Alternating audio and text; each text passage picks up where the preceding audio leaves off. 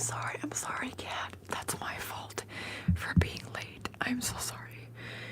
I said I would be a bit late. I'm telling you, dysphagia is real.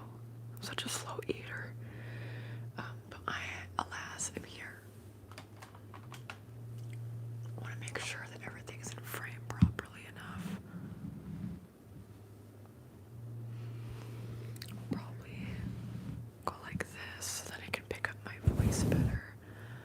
Okay, oh, this is crooked, but do I have this on? Okay, no, I don't have it on backwards. But hello.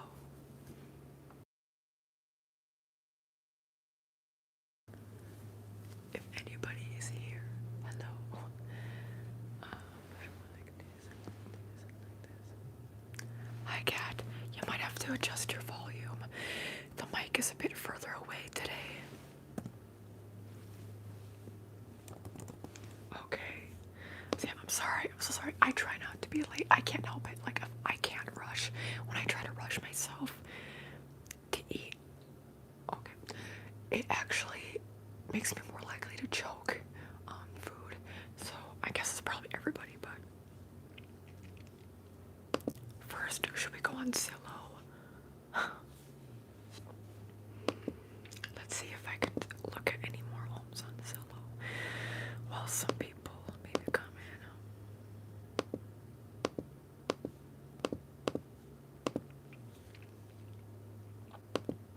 Have you ever been to Los Angeles?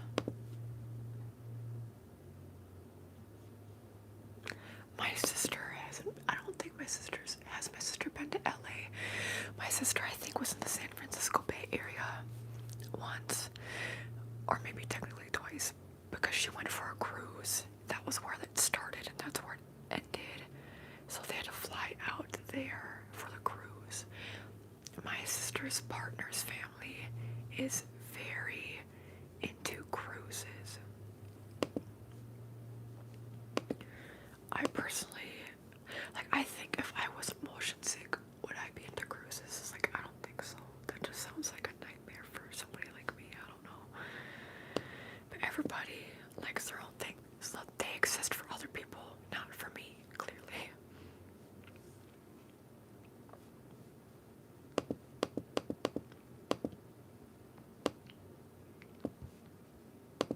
Okay, now I'm back up to 500 saved homes. One of these days for an ASMR video, I should just go through and look at Zillow listings or something. I don't know. Like random places.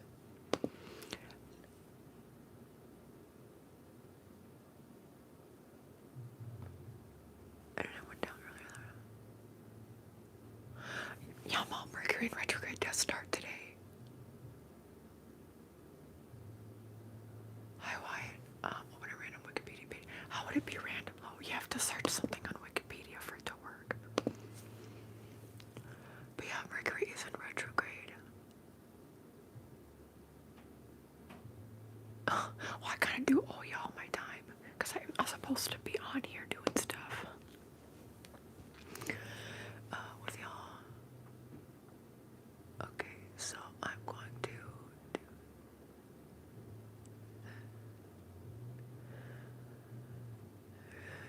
Texas. What is that like? Brittany in retrograde. Yeah, I'm always in freaking retrograde, you already know. But,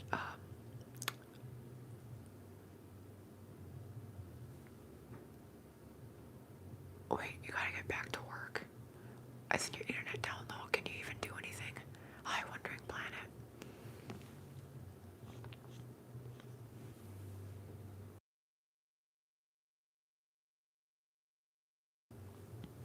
No, it's not a dumb joke, by the way, Mom.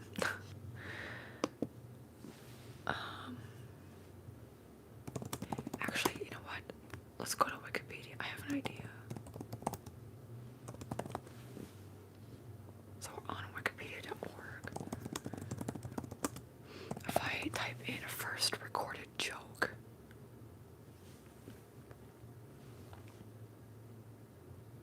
okay, this is the first one. I'm gonna click on the second one.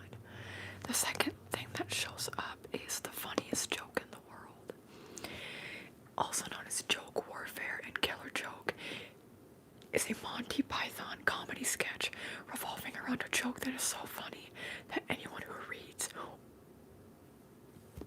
or hears it promptly dies from laughter. See, Mom, we need to watch Monty Python. Monty Python. No, we've seen Monty Python and the Holy Grail. They have different stuff. Oh, Princess Bride. That's what we need to watch. It reminds me of Princess Bride. Hi, Kodak.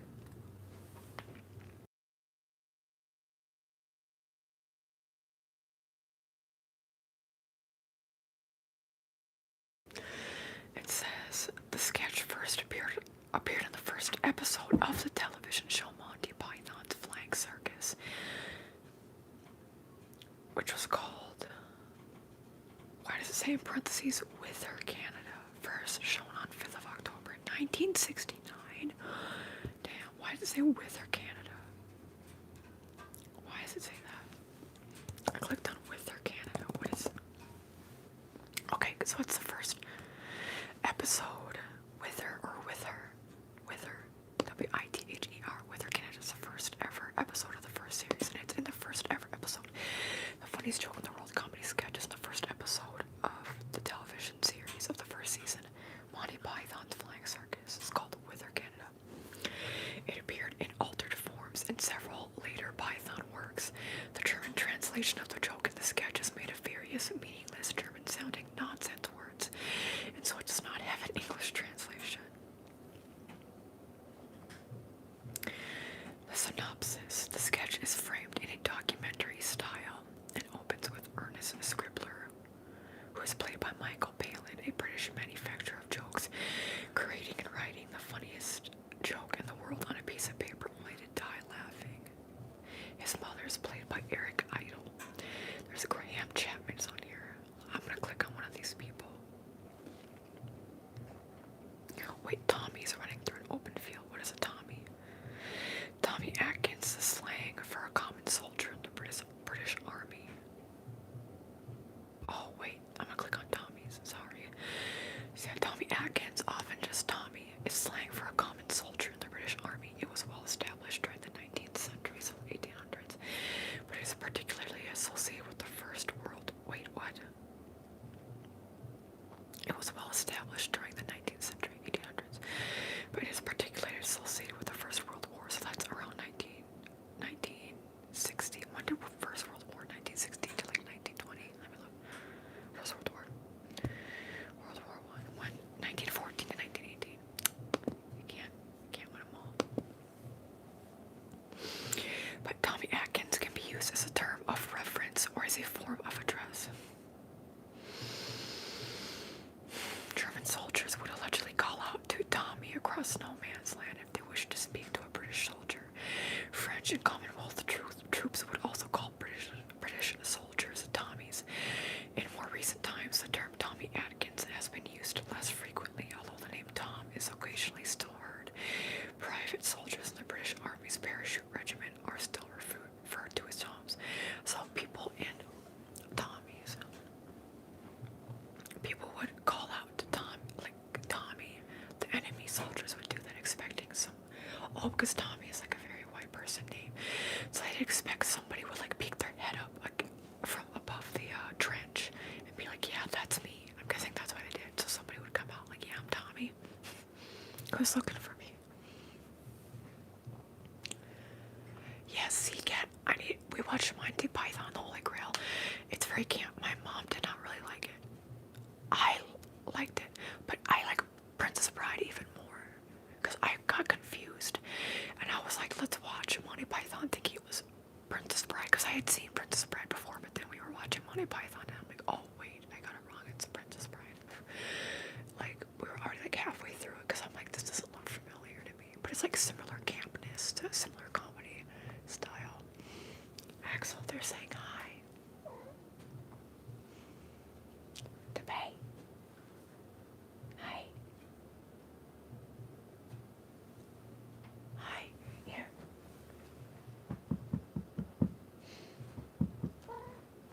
Good boy.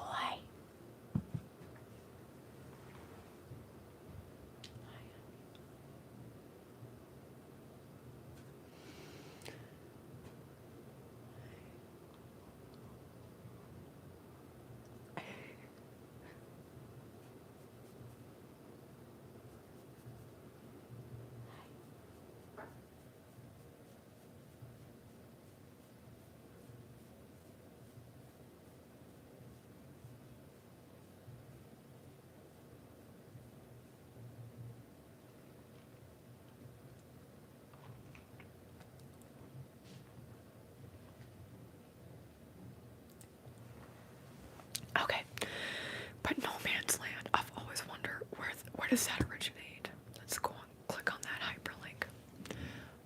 I don't know if I said by eventing equestrian 150. No man's land is wasted, unowned land, an uninhabited or desolate area that may be under dispute between parties, or even unoccupied out of fear or uncertainty. The term was originally used to define a contested territory or dumping ground for refuse between fiefdoms. What the heck is a fiefdom? F-I-E-F-D-O-M. A fief was a central element in medieval contracts based on feudal law. It consisted of a form of property holding or other rights granted by an overlord to a vassal. I don't know what any of this means. Who held it in fealty or in fee in return for a form of feudal allegiance, services, or payments. I'm gonna read this by myself. I need to read this again.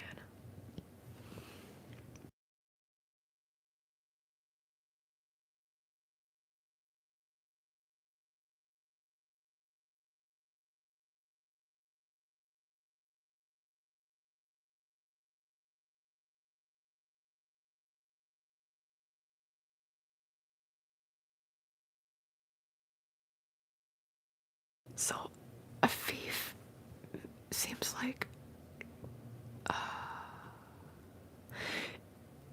I don't want to get it wrong. Let me just click onto that. Fiefdom. A fief.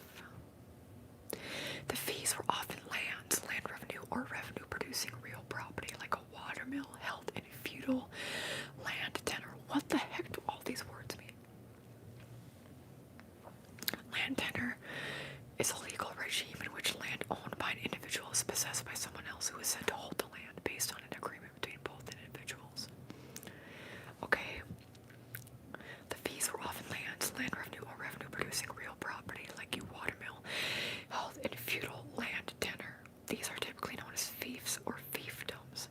However, not only land but anything of value could be held in fee, including governmental office, rights of exploitation such as hunting, fishing, or felling trees, monopolies in trade, money rents, and tax. What the heck is a tax farm? This like actually makes my brain like physically hurt. Farming or tax farming is a technique of financial management in which the management of a variable revenue stream is assigned by legal contract to a third party. In which the management of a variable revenue stream is assigned by legal contract to a third party and the holder of the revenue stream. Oh my god, this is actually making my brain not work.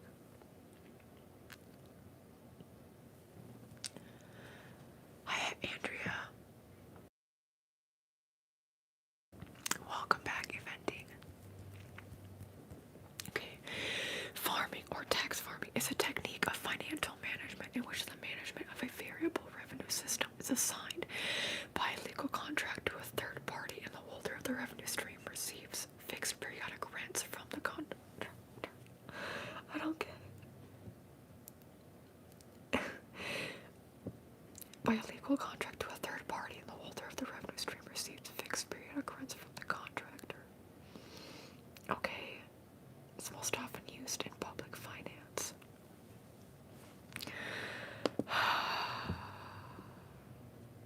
Okay.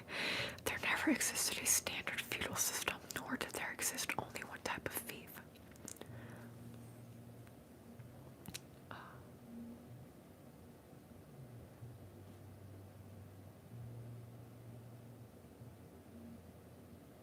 When I get overwhelmed with information and trying to learn new things, like it can make me want to cry, so I'm trying not to. I'm fine. I'm literally fine. I don't need somebody. It's just funny. Like I'll like cry when I'm overwhelmed. It's like, what are you saying? All of this. I've always been really bad with learning vocab. There's words I should know that I look up like at least once a week because I forget what they mean. Like I tell you, I'm a visual person through and through. I cannot with words and the new terms, especially when it's financial related. I can't. What is even a feudal system? A combination of various customs and systems that flourished in medieval. I need to breathe. Okay. In medieval Europe from the 9th to 15th the centuries. Broadly defined, it was a way of structuring society around relationships derived from the holding of land in exchange for service or labor.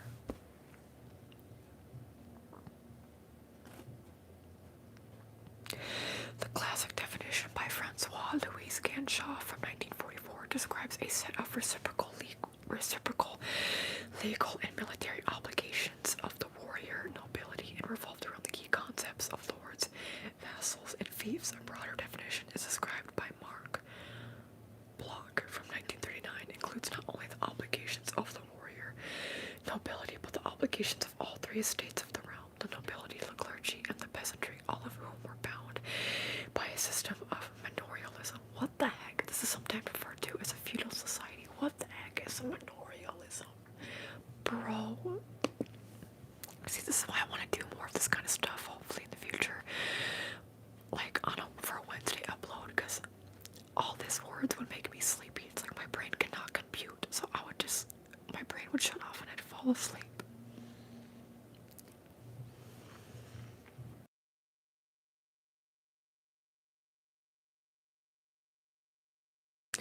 Happy birthday and happy Pisces season. I do, I identify.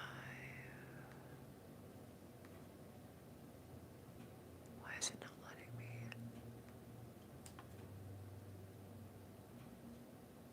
Why is it not letting me?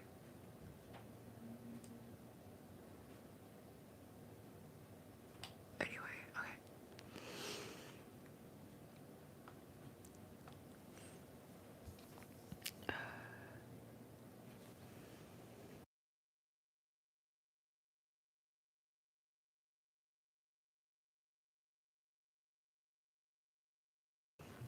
Okay, manorialism, also known as seigneurialism, or the manor system, or the manorial system, was the method of land ownership or tenure in the parts of Europe, notably France and later England, during the Middle Ages. Actually, like, it's a manor. I always thought a manor was kind of just like a house. A manor house, the main residence of the lord of the manor. What does that mean? The lord of the manor is the landholder of a rural estate. Okay, rule. Oh god, this is hurting my brain so bad.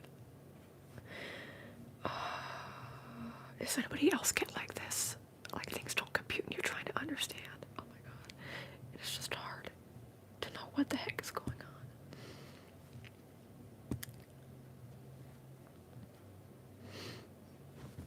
So all classes of people were bound by a system of manorialism, a feudal society. Who owned the land, though? Because it was a way of structuring a society around relationships derived from the holding of land in exchange for service of labor.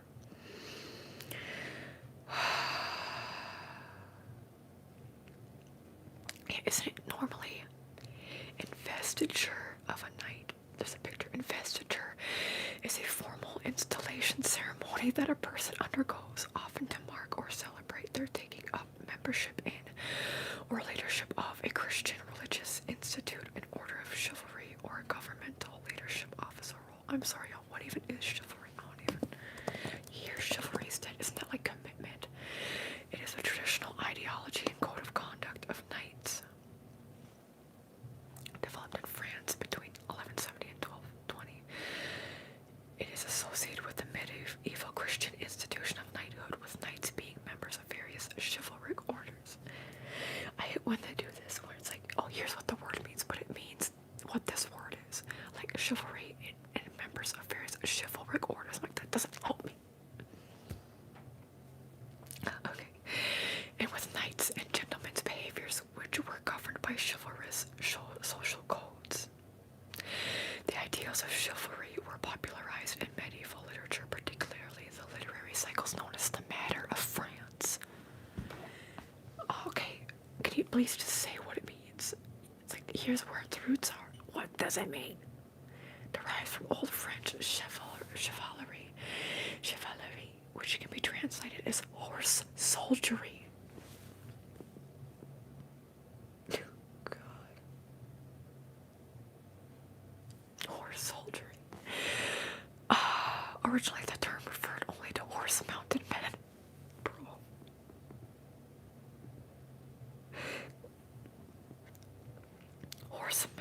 This is so camp. This is so historical.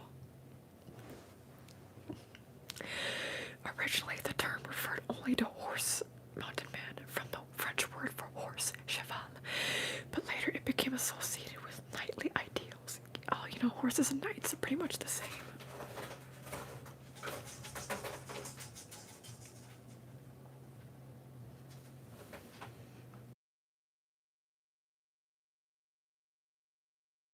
My cat almost fell off of the cat tower. Hi, Carla.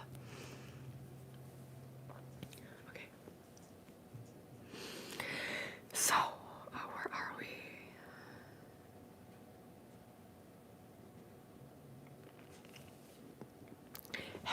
What is cavalry? Okay, a group of soldiers or warriors who fight mounted on horseback. I might have to move my cat because his tail keeps hitting that. Oh my god, his tail is going crazy. You must see something out there. His tail's going crazy. Okay. Okay, what does this mean? Okay, it originally meant a man of aristocratic standing and probably of notable ancestry, who is capable, if called upon, of equipping himself with a war horse and the arms of heavy cavalrymen, and who has been through certain rituals, and that makes him who he is.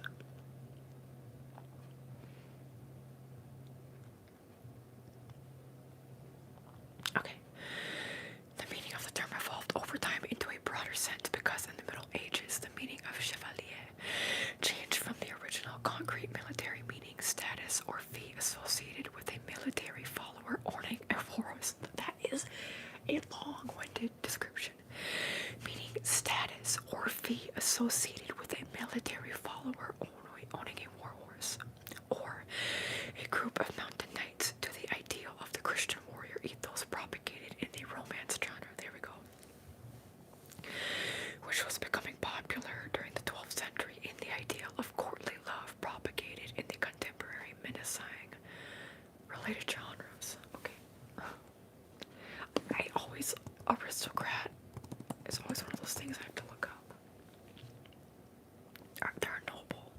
Is that it? A member of the aristocracy. Okay, that does not help me. The highest class in certain societies, especially those holding hereditary titles or offices. Okay, y'all, I just need a breather. This is all too much for me. This is all too much. Am I gonna remember any of this? Literally no. This is why I sucked at history class. Like, if I actually had to have something stick, I'd have to like read things over and over and over again and say it out loud and have like flashcards.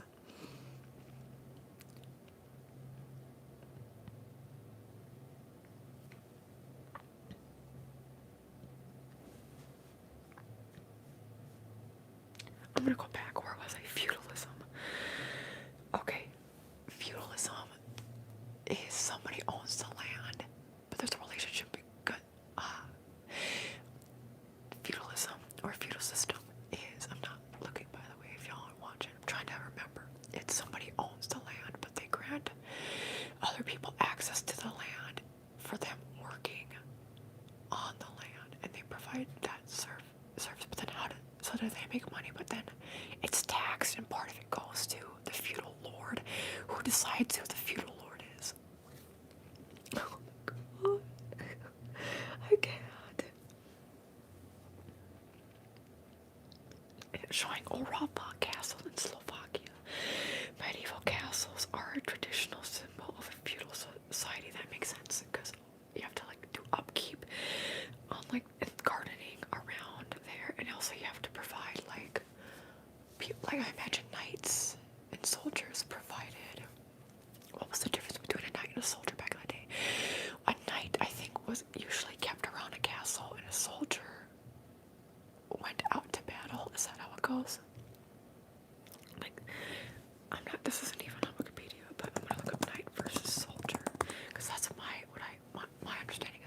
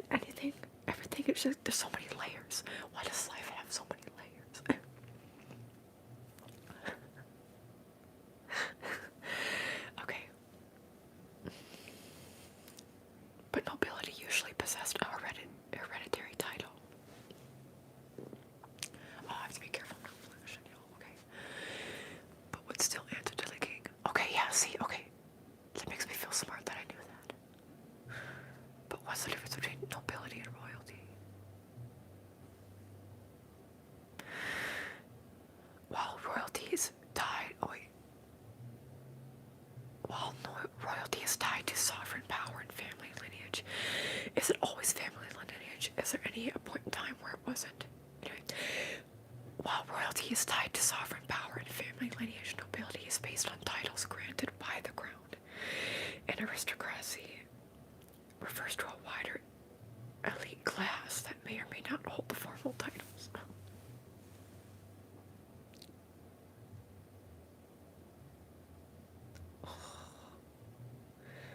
So, okay, I got your nobility.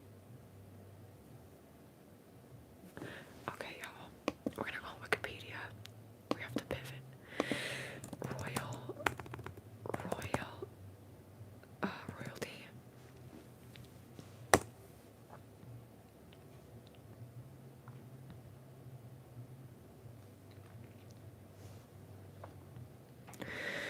Yeah, so royalty refers to mystique, prestige bestowed upon monarchs.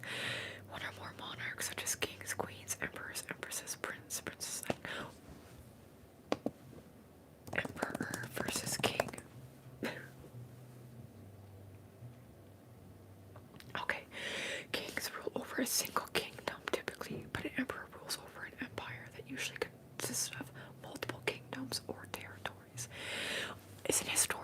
Hasn't historically there been kings that rule over multiple territories? So I don't get that.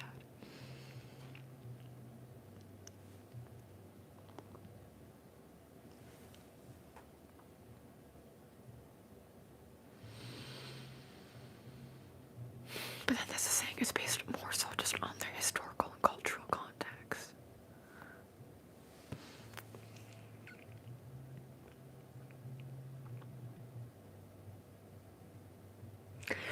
See, a group of countries that are controlled by one ruler is an empire. Emperor is a ruler of an empire. A king is a male ruler of an independent state or country that has a royal family, and a kingdom is ruled by a king or queen. But hasn't there been kings that have been empires, but they just didn't call themselves that? So a king has a royal family, but an empire is a group of countries under one ruler. I swear there's been kings though who own multiple lands, like multiple countries. Or is it because they colonize that country so it becomes part of the country? But then it's like the Roman Empire consisted of multiple countries that were no longer those countries, or were they still considered like not separate countries, but they still had titles as being certain countries while being under the Roman Empire?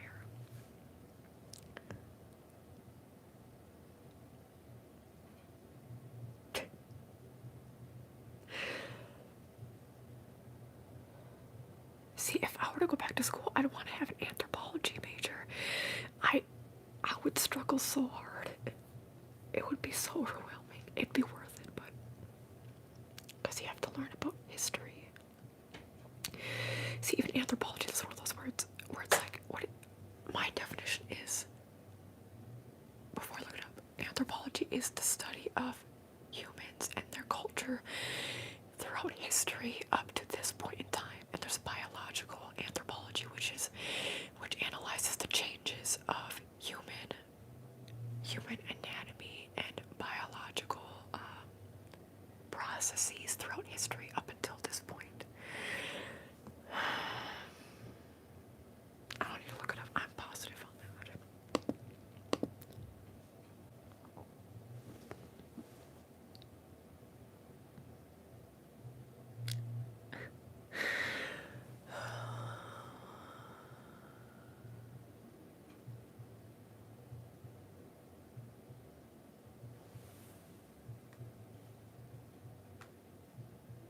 No.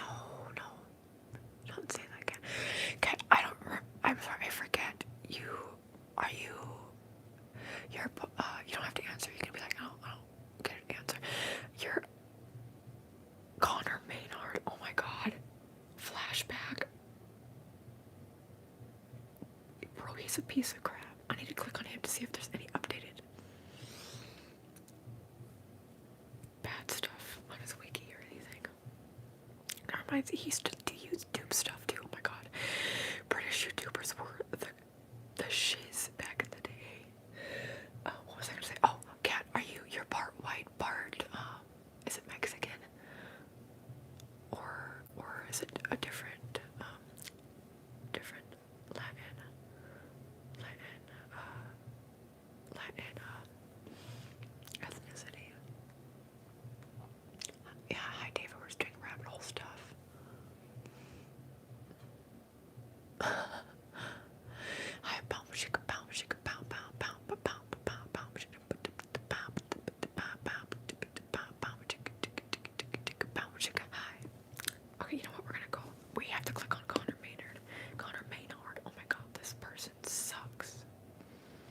R&B. He's not R&B, bro.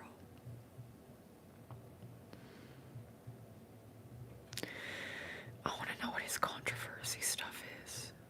He's been on Broadway. Oh my god, that sucks to hear. Devastating to hear. He was in Geeky Boots.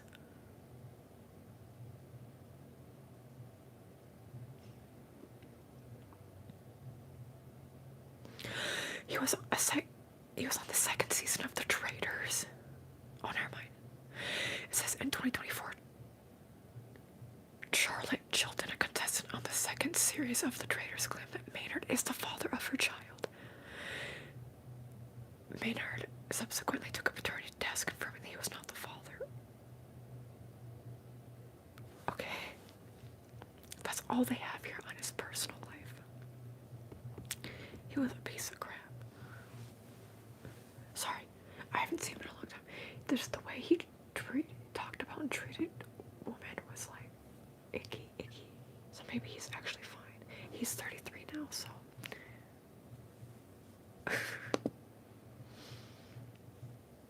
He has a younger brother, Jack, who is a YouTuber. But he also did. Wait, let's look up Jack Maynard. Actually, okay, Jack Maynard. Does he still do stuff? That is not the person. Who the heck is that? That's not him. Oh, I said Jack Maynard. Jack Maynard doesn't even have anything on here, so I'm guessing he doesn't do anything on YouTube anymore.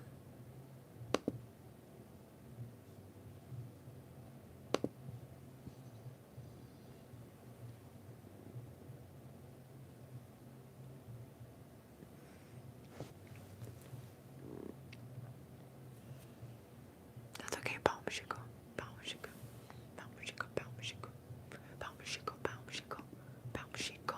I'd say Palmashiko. I need to see Palmashiko.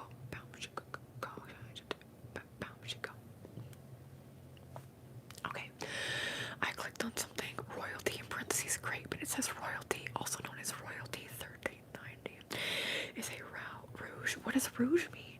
Rouge means purple, right? What is rouge? Oh, it's red. Okay, sorry. Is a rouge Californian wine grape variety that was developed in 1938 by Dr. Harold P. Almo of the University of California, Davis. The grape is a red, so that means it's only made for grapes. You can't have it plain, like not turn into it. If you just kept it as a grape, are you able to do that, or they only breed it for wine? Of Dr. Harold P. Almo. Okay, the grape is a red-fleshed Tanduria, which, unlike most red wine grapes, will produce a red-tinged colored wine even without maceration time on the skins. What is maceration? Maceration is the wine-making process where the phenolic materials of the grape, the tannins, coloring agents, and flavor compounds are leached from the grape skins, seeds, and stems into the must. What is must? I'm so bad. Oh my god. It's a wine-making ingredient. Freshly crushed fruit juice, usually grape juice, that contains the skin, seeds, and the stems of the fruit.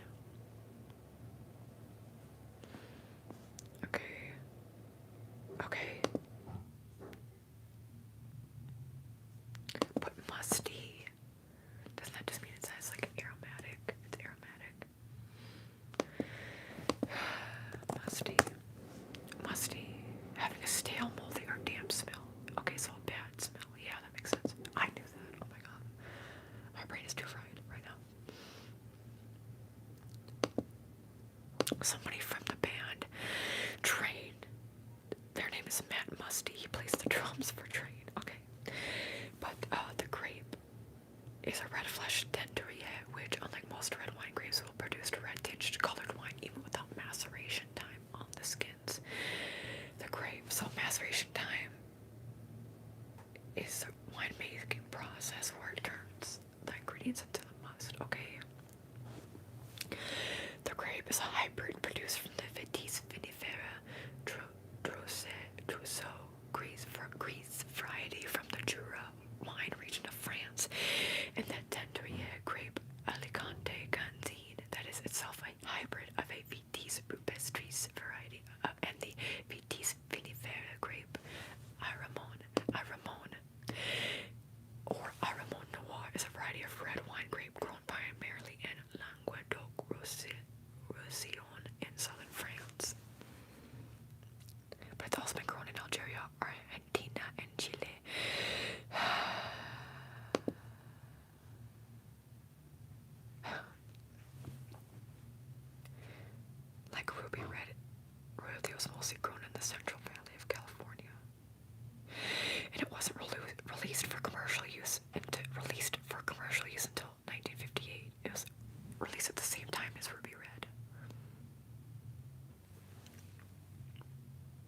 So it's similar to ruby red in ways.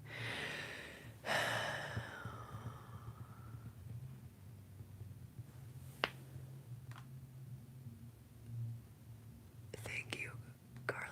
Yes, like and subscribe. 𝒂𝒃𝒂𝒏𝒈.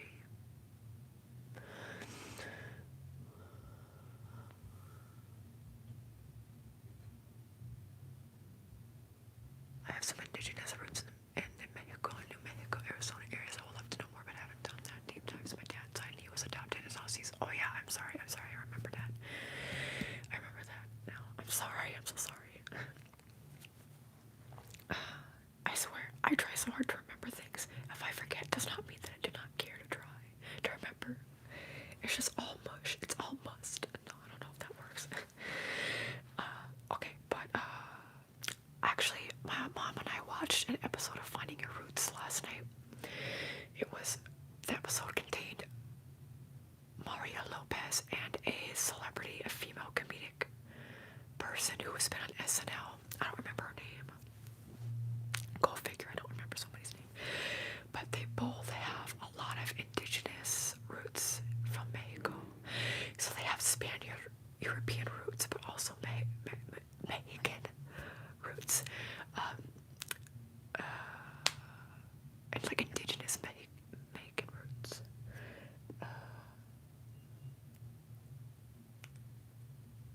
Yeah. Mario Lopez had 41% indigenous, but both of their Spaniard family ancestral people, they obviously, the Spaniards did bad things to be able to allow that to happen. Like the colonization also included mass R word. But yeah, against people's will. But yeah, they were. So that's what we watched yesterday, and so they both have Mexican roots specifically via people coming from Spain. I watched it a while back, but from season 11, Anthony Ramos, who is a Broadway actor and a regular actor and a singer, he was one of the main people on Hamilton. He has roots from the indigenous Canary Islands before his ancestors came to Puerto Rico. I don't know how to say it correctly, I'm sorry. I can only say it the white way. Puerto Rico. But I think he also has Spaniard in him because of the colonization, but he has roots to like his 12th great grandpa or whatever, or maybe probably further back than that, was at one point a king of the Canary Islands. Interesting stuff. Hi Emma. Sandalwood. Don't tell anybody. No, I probably shouldn't say it. I'm not gonna say what I was gonna say. I'm not gonna say it again. But anyway, I like sandalwood.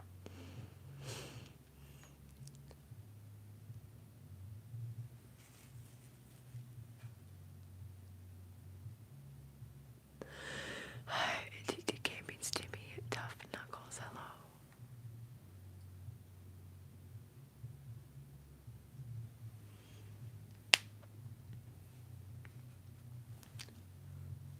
It's already been almost 45 minutes, oh my gosh. I should look up. What should I look up?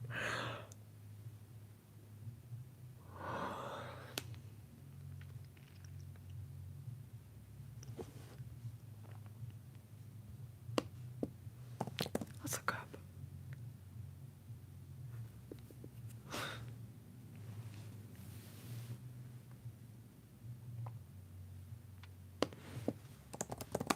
Okay, yeah, let's do that.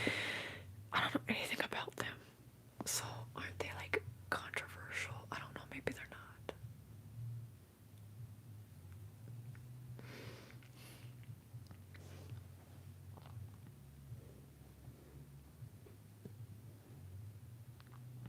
Okay, but Insane Clown Posse, often abbreviated as ICP, is an American hip-hop duo formed in Detroit in 1989. ICP Shaggy's best known lineup consists of rappers Violent J or Joseph Bruce and Shaggy 2 Dope Joseph Utzler.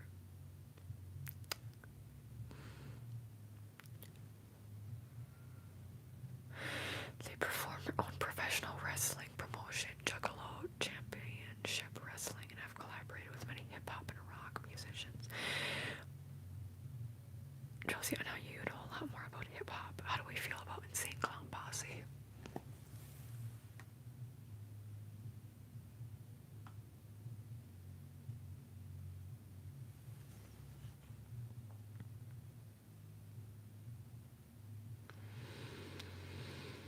They met in Oak Park, a suburb of the north border of Detroit, Michigan, before, or they're also known as ICP, Inner City Posse, JJ Boys, and the Bloody Brothers.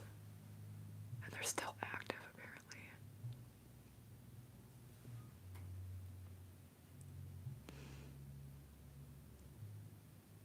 Corny.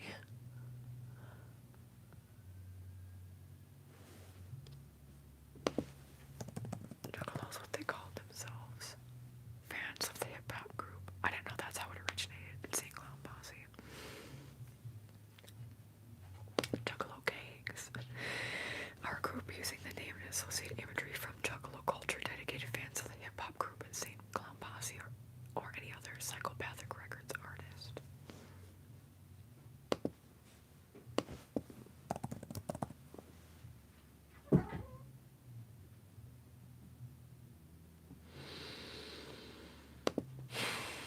And then Chico's, sometimes called Chico's Strip Club, is a strip club, in Tualatin, Oregon, in the United States. In March 2014, Chico's received media attention when Drake Stoneking, a 19-year-old diagnosed with medulloblastoma, included a visit to the club on his list of activities to complete before his death. The club shut down and the building in which it was housed was demolished later that year. Why is that part of the history in here?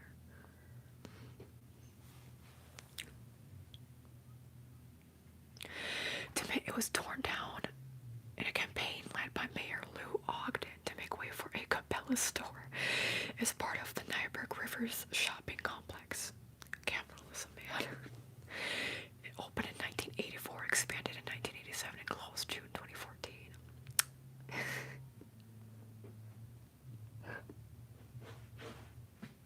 Sorry, my cat's in the litter box.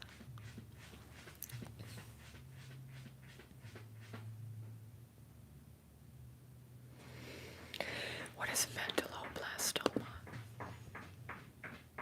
A primary type of brain cancer, a common type of primary brain cancer.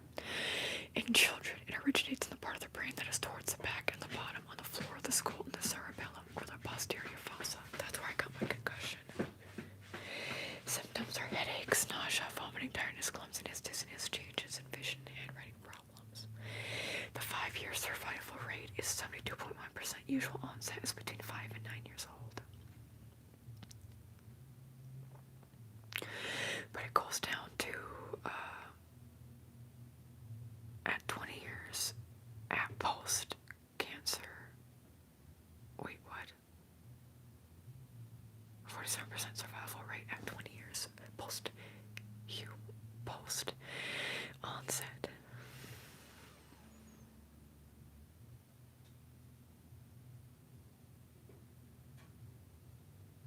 Or maybe 20 years old is 47% survival rate. I don't know. The brainstem and the cerebellum.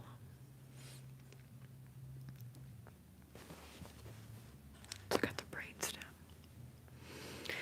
Yeah, we have the midbrain, the pons, and the pons is just, it's in here. And the medulla, this is the medulla right here. So between like my pons and medulla area, the crease, that's where I got my concussion. The brainstem, and that makes up the entire brainstem. It's very small, making up only about 2.6% of the brain's total weight. It has critical roles of regulating heart and respiratory function, helping to control heart rate and breathing rate. Yep. It also provides the main motor and sensory nerve supply to the face and neck via the cranial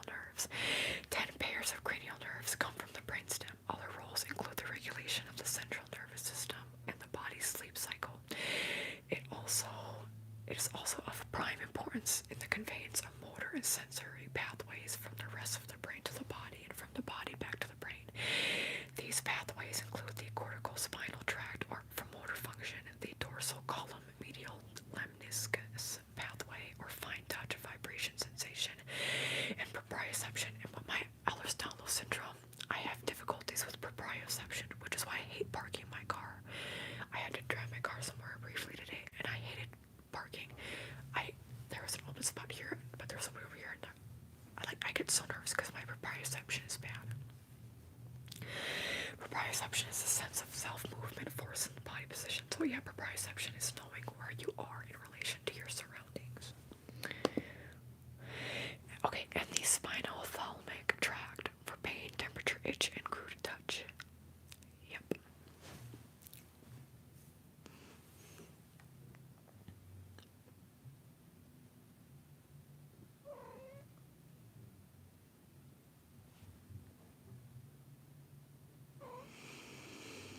I've never had a phago.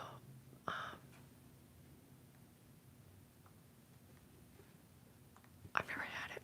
I've never really tried many things. Hey, actually, you're not supposed to come. Should I move the computer so it comes up here?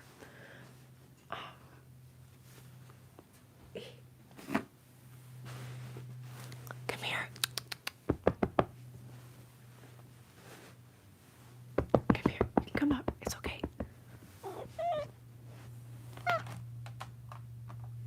Who dad? Who dad? Who dad? Here, let's move it back further so I can actually see you. Hi. Hi. Hi.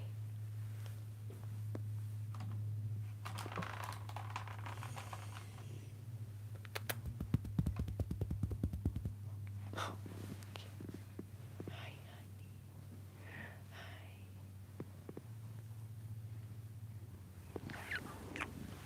He can't escape.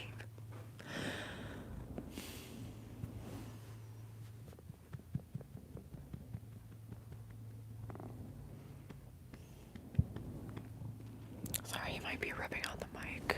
Come here.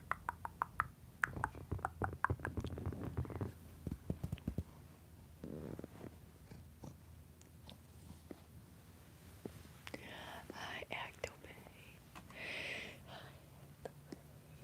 Oh, the babe. Oh, the babe. Thank you, Patty. Hi. Oh, that gave me major tingles when he's purring. And I've always had that. I've always gotten, that was his tail, sorry. I've always gotten the most intense tingles from that, specifically, like cat whispering. I haven't done it in a while, but I used to when I was a kid. I would go like this and like expose my neck so that like my cat Princess and eventually my cat Dexter and now him, so they could sniff at the back of my neck. Oh, that gives me the biggest tingles I've ever had in my life. I'm so surprised that other people don't get that.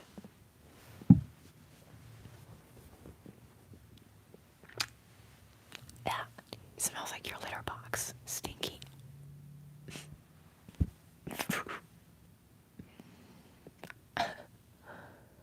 No, he wags his tail super hard.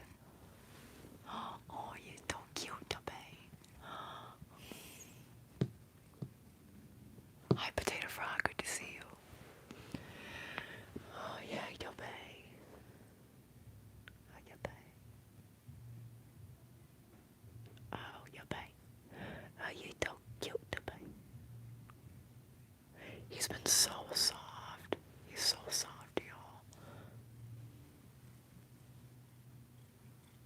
Are you done?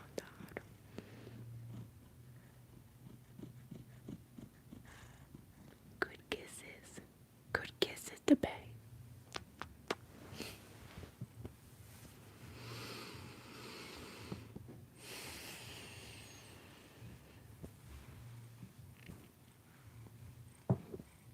It feels like a Tuesday to me, not a Thursday, or like maybe a Wednesday. It feels like a Tuesday or Wednesday, or merging between the two. A two Wednesday.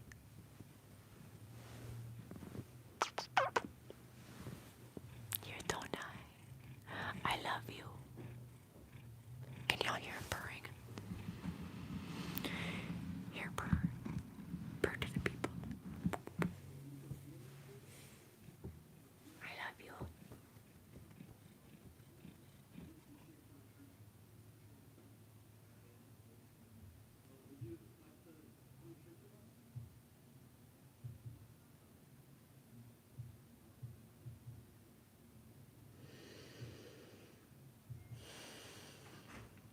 Somebody just asked my neighbors if they wanted to go to church with them.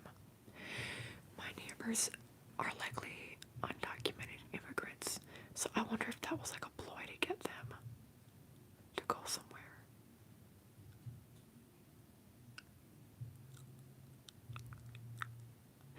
The news is saying ICE is out of Minnesota. ICE is not out of Minnesota. They removed some ICE agents out of Minnesota. ICE agents are still in Minnesota right now as we speak.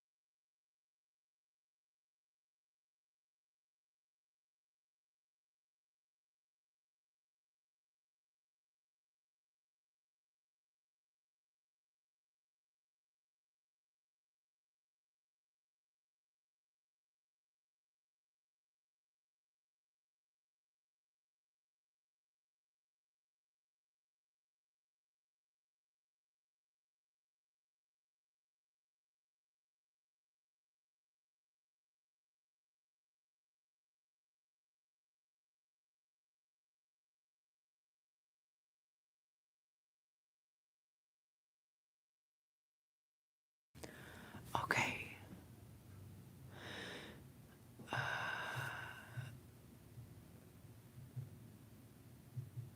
I'm so sorry, y'all. I know that was loud. I'm sorry.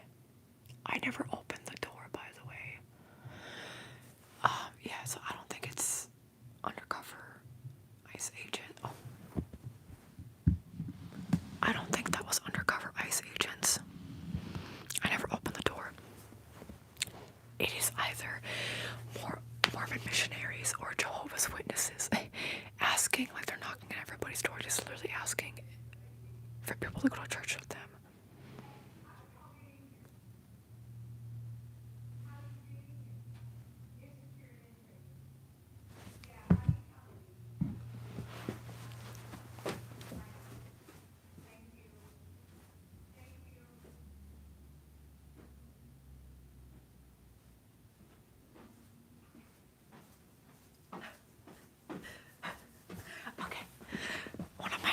Who I don't like her, but I saw them knock on her door and she said she wasn't interested.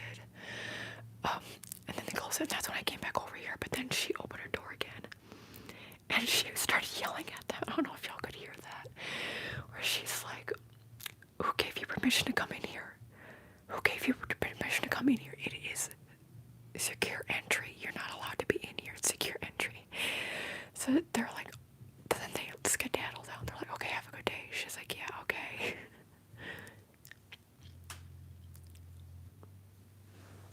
The Watchtower. Watchtower. Is that a new movie or show? I have not heard of it. See, that's how you know my apartment has very thin walls, because she lives halfway down the hallway.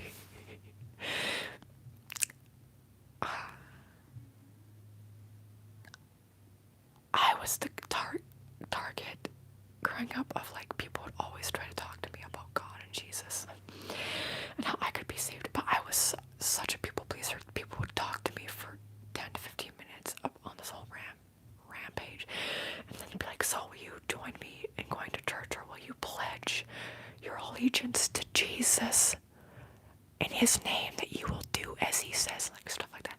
And I'd be like, sorry, no. And then they try to keep going on. I'd be like, I have to go. I'm so sorry. Nowadays, I haven't had that happen to me in a long time. If somebody tried doing that to me,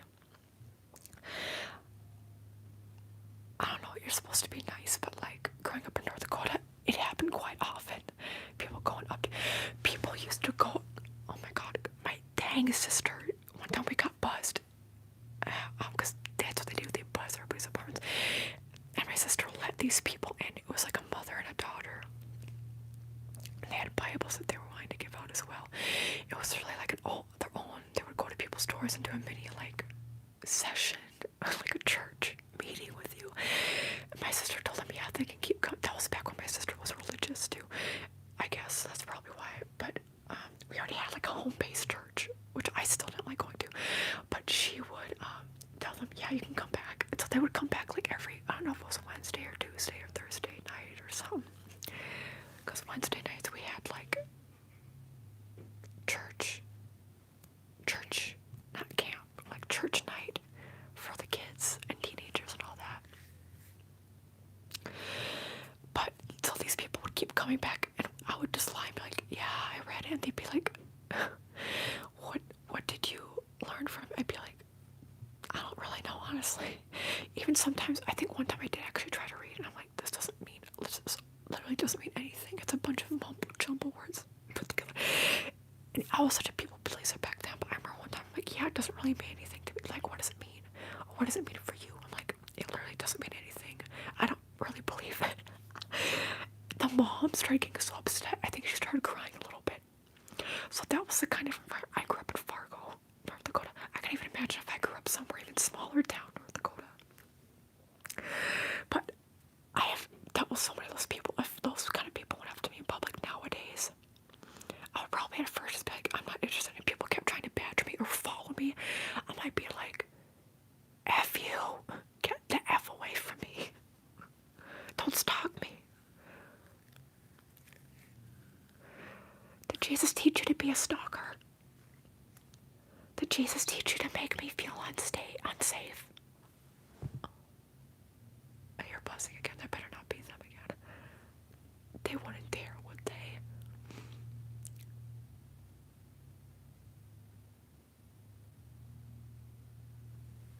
Bro, I literally cannot. Hi, 𝒂𝒃𝒄 magazine, that's been in publication. It's still around. That's crazy. Okay. Well, that turned into something. I don't know if I've ever had that happen here. I think people like that have tried getting in here before, but nobody's ever let them in, so somebody let them in.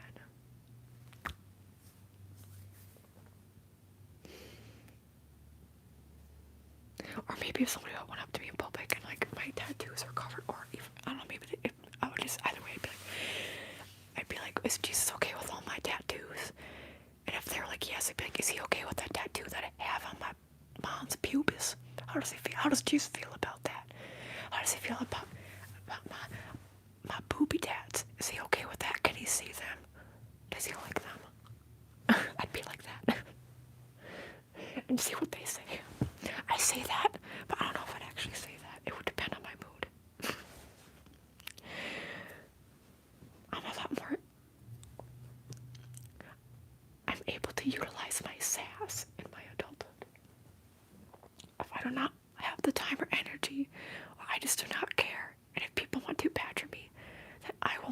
feel uncomfortable until you leave me the heck alone. To the tune of shaving a haircut, just get the SME. Yeah. The library's open. That's right, Carla. Yes. You know your drag race and your drag lingo and your queer culture lingo. Exactly, Josie. I would just add, like, I would probably only do that though if people like kept following me or badgering me. Like, no, you need to be saved. I'm like I don't know, like what else could you even say?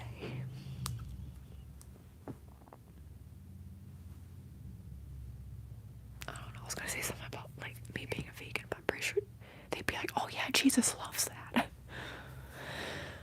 I was gonna say, I think there's quite a few like vegetarian and vegan Mormons out there, aren't there? But like what else could you even say?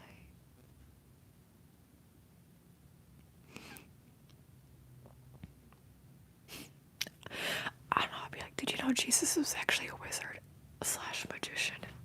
He did stuff similar to Reiki healing on people. He literally gave people who are blind the ability to see. That's literally like Reiki, energy healing. That's energy healing, boo. Kinda sounds pagan to me. Jesus was literally a pagan. In many respects, if you think about it. And he was of the earth. Did he ever use like herbs and stuff too? I don't know, anyway.